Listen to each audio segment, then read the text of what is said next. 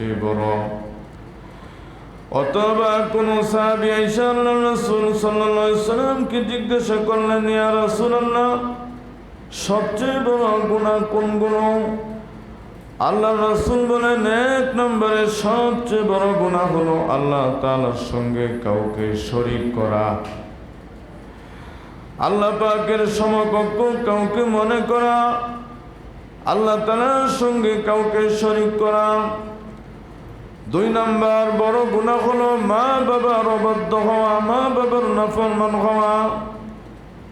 তিন নাম্বার হলো মানুষকে হত্যা করা, অন্যায়ভাবে কাউকে হত্যা করা। চার নাম্বার হলো মিথ্যা কসম খাওয়া অথবা মিথ্যা বলা।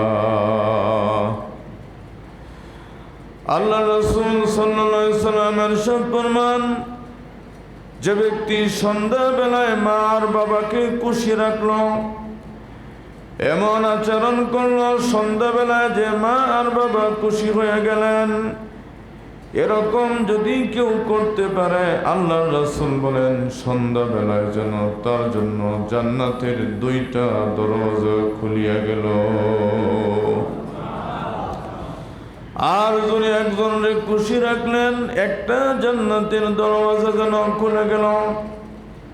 এমনি ভাবে সকাল বেলায় যদি কোনো বান্দা তার মা আর বাবাকে খুশি করে, খুশি রাখে, নিজের উপরে সন্তুষ্ট রাখে, সকাল বেলায় যেন তার জন্য জান্নাতের দুইটা দরজা খুলে গেল।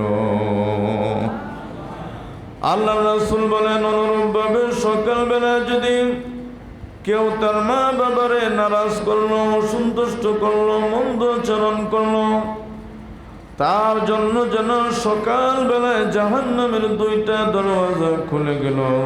সন্ধ্যাবেলায় যদি অনুরূপ ভাবে মা বাবাকে নাফরমানি, মা বাবার সঙ্গে অসদাচরণ করে, সন্ধ্যা বেলাও যেন তার জন্য জাহান্নামের দুইটা দরজা খুলে গেল। আল্লাহ রাসূল বলেন, তোমার মা আর বাবা আল্লাহ রাব্বুল আলামিনকে সন্তুষ্ট করার মাধ্যম। তোমার আচরণে যদি তোমার মা আর বাবা নারাজ হয়ে যায়, আল্লাহ তাআলা তোমার উপরে নারাজ হয়ে যাইবেন। তোমার আচরণে যদি তোমার মা আর বাবা খুশি হয়ে যায়, আল্লাহ তাআলা তোমার উপরে খুশি হয়ে যাইবেন।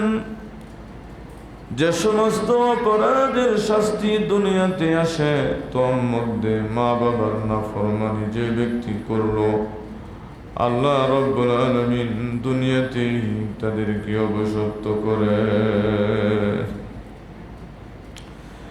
হাদিস শরীফে আছে, হাসরের ময়দানে তিন শ্রেণীর মানুষের প্রতি আল্লাহ তাআলা নজর করবেন না। এক নাম্বার হলো যে ব্যক্তি মা বাবার অবাধ্য সন্তান। দুই নাম্বার হলো যে ব্যক্তি মাদকাসক্ত। তিন নাম্বার হলো যে ব্যক্তি